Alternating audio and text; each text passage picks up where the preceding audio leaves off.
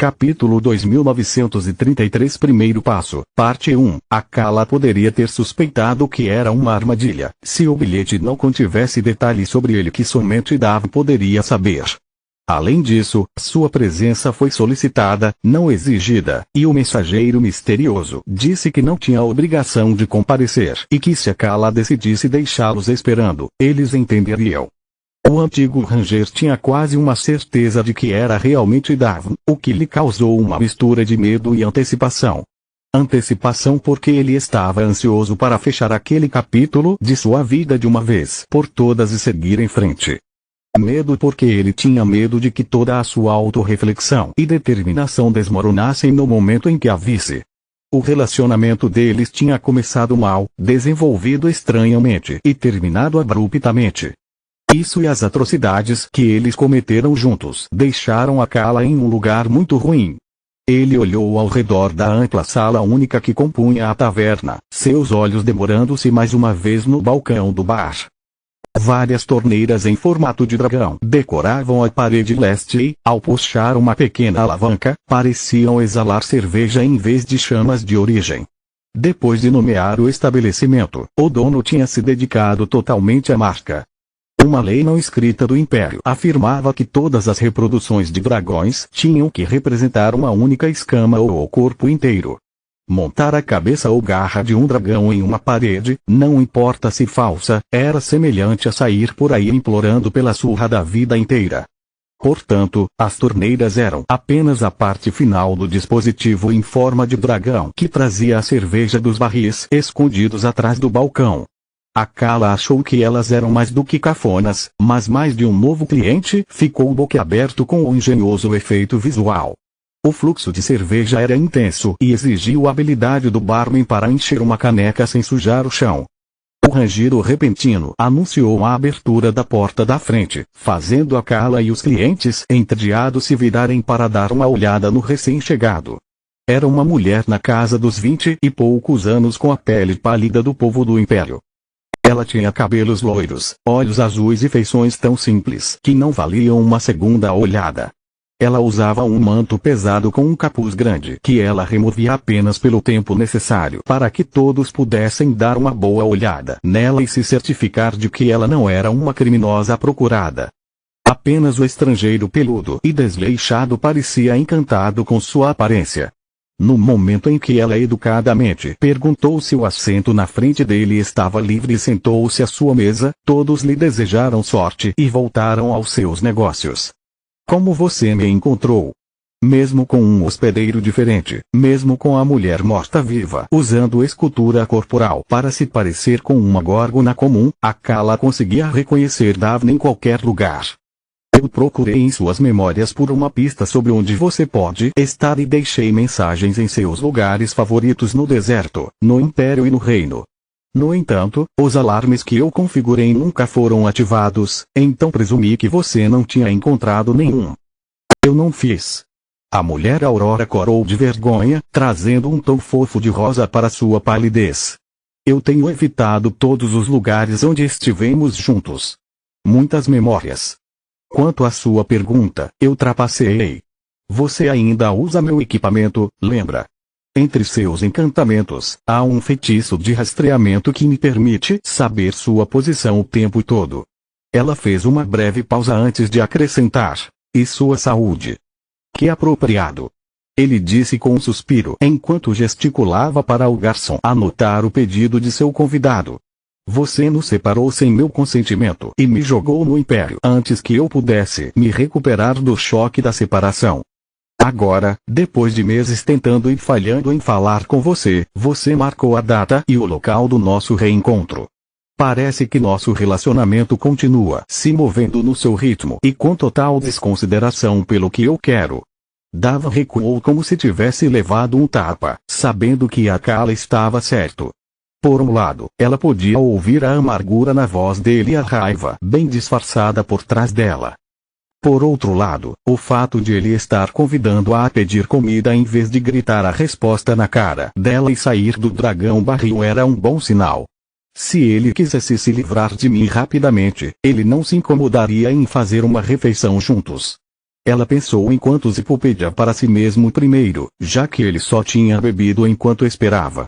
Akala pediu pernil de porco acompanhado de batatas assadas, enquanto Davi pediu ensopado de carneiro, anéis de cebola e um bife. Vamos pedir sobremesa mais tarde. Ela disse com um sorriso que deixou os dois homens chocados. O garçom, porque ele não conseguia entender como uma mulher tão magra conseguia comer tanto, e Akala porque ele sabia que mortos-vivos eram incapazes de comer comida. Pelas memórias de Davi, sempre que ela precisava se misturar, ela pedia ao seu anfitrião que pedisse uma sopa e guardasse cada colherada dentro de seu bolso em vez de engoli-la. Caso contrário, ela logo teria que encontrar um lugar seguro para vomitar sem chamar atenção. Sinto muito. Ela disse assim que o garçom estava fora do alcance da audição. Eu sei que foi cruel da minha parte, mas tente entender. Eu sabia que você tinha se tornado dependente demais de mim para aceitar ser separado de mim. Eu te deixei no Império, isso é verdade, mas em um lugar seguro e somente porque eu queria te dar espaço. Tanto emocional quanto fisicamente. Se eu ficasse lá, você teria me implorado para me ligar novamente ou me chamado de todos os nomes do livro, dizendo muitas coisas horríveis, mas verdadeiras, que teriam tornado esse momento ainda mais estranho. Também sinto muito por ter evitado você por tanto tempo. Eu só queria ter certeza de lhe dar o tempo que você precisava para se decidir.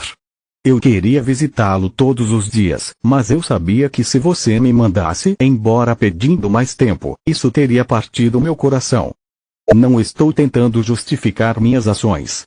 O que fiz é imperdoável, mas ainda preciso explicar minhas razões para você. Pelo que vale, peço desculpas pela dor que causei a você. Por toda ela. Desde o momento em que nos unimos até agora. Um pedido de desculpas em massa. Que conveniente. Akala estalou a língua, sua voz mais fria que o inverno no Império. Davi choramingou, escondendo o rosto sob o capuz para que ele não visse seus olhos lacrimejando e pensasse que ela estava tentando manipular suas emoções. É justo. Ele tem todo o direito de ficar bravo comigo. Ele tem que ficar. Isso significa que eu ainda importo algo para ele. Se Zippo fosse indiferente, isso significaria que realmente acabou entre nós, ela pensou.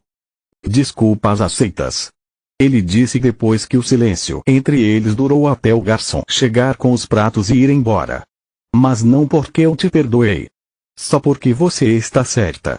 Como é? Davi levantou a cabeça depois de enxugar as lágrimas com magia de água. A voz de Akala não estava mais fria, carregava uma emoção que ela não conseguia definir. Capítulo 2934 Primeiro passo, parte 2. Eu disse que você está certo. Naquela época, seu poder era a única fonte de autoconfiança que eu tinha.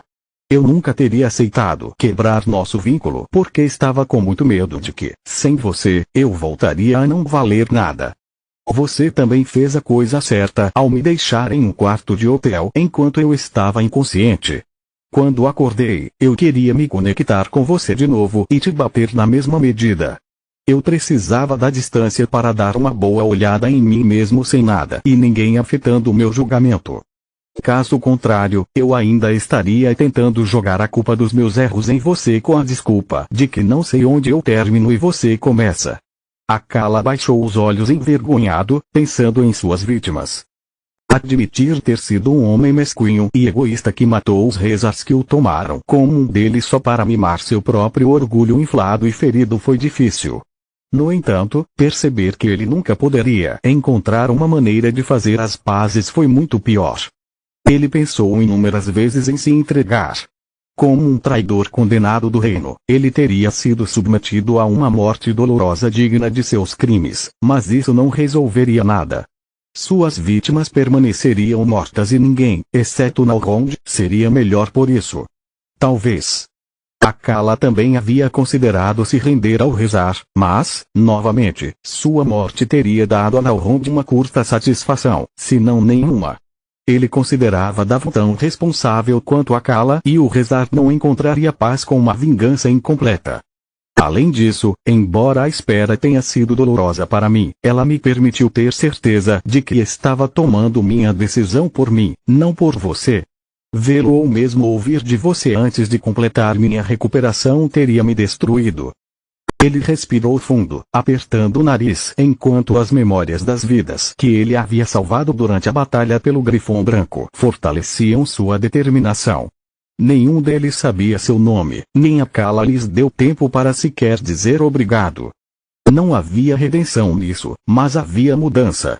O velho Akala teria se gabado disso com Davin, deduzindo as pessoas que ele ajudou daquelas que ele assassinou, como se fosse apenas matemática. Foi seu primeiro passo naquilo que ele acreditava ser a direção certa. Com ou sem você, eu decidi o que você está fazendo. Akala queria olhar Davin nos olhos para mostrar sua determinação, mas ela estava ocupada demais olhando para sua refeição. Outro motivo para o capuz dela era que, ao usá-lo, ninguém percebia as formas dos mortos-vivos se transformando no Brightdad. Seu cabelo agora era preto como ébano, e seus olhos, dourados. Sua boca, em vez disso, estava cheia de carneiro e anéis de cebola. Com medo. Ela respondeu com a voz abafada pela boca cheia e o sorriso mais fofo que Akala já tinha visto. Essas coisas te dão um hálito horrível e fazem seus peidos cheirarem como o traseiro de um ogro, mas têm um gosto incrível. Ninguém os prepara melhor do que os cozinheiros do Dragão de Barril. É um dos meus restaurantes favoritos e a razão pela qual marquei nossa reunião aqui. Queria compartilhar com você. Como se fosse uma deixa, o garçom trouxe uma segunda porção de anéis de cebola, colocando-a na frente de Akala, junto com uma caneca espumante de sua cerveja favorita. Desde quando você come? Akala ficou pasmo. Durante o tempo em que estiveram unidos, Davin sempre foi uma maga fria e indiferente, dedicada à sua pesquisa a ponto de se tornar obsessiva. Ela sempre teve o cuidado de dar boas refeições a Akala, mas apenas porque precisava que seu corpo se desenvolvesse adequadamente para suportar o avanço de seu núcleo de mana. Ela sempre considerou a comida apenas do ponto de vista nutricional. O gosto era irrelevante para ela e Akala nunca tinha visto comer.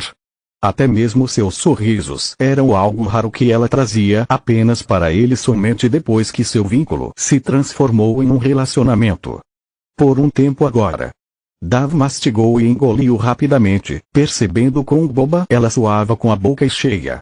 Depois da guerra, fiz uma curta viagem com alguns conhecidos e me acostumei a comer novamente.